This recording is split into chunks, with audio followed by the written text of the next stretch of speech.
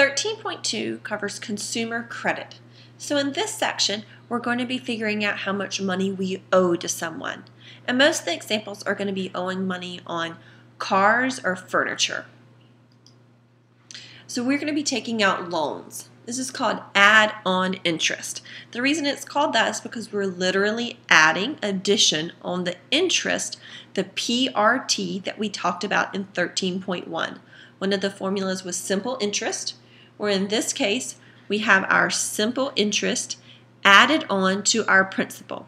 Sometimes we also see the formula written this way, the second line, but I'm going to be using the first line, P plus PRT. We're also going to have to figure out what our monthly payments are.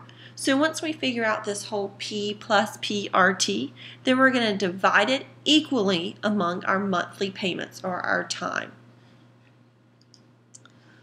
So here's an example. Sharon's going to buy a new car for $16,500. She trades her old car in and uses the $3,000 she receives as a down payment.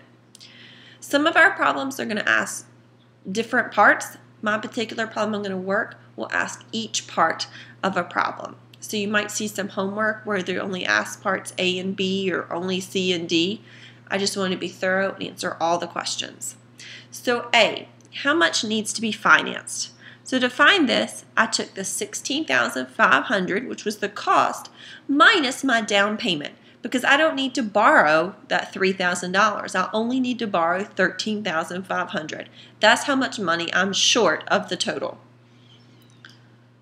Another question that could be asked could be, the dealer says the interest rate is 9% add-on. There's the key that I'm using, that add-on formula, for 3 years. Find the total interest. I just want the interest. I need to make sure I'm reading the problem. So that's just the PRT, the formula we went over from 13.1. So $13,500, the interest rate is 9%, 0.09, for 3 years. That comes out to $3,645.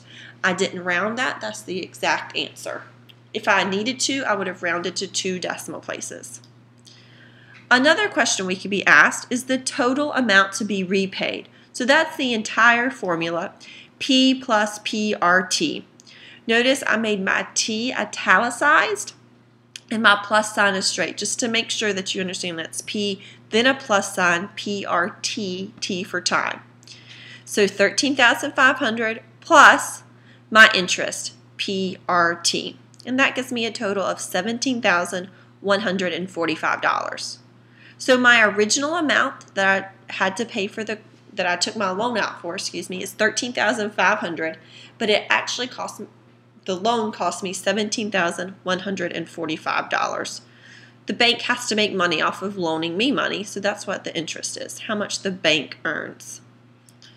Some more questions that could be asked is to find the monthly payment. So it was $17,145, and that's over 3 years. 3 years is the same thing as 36 months. These are monthly payments, so I need to divide it evenly among the months, so that's 36.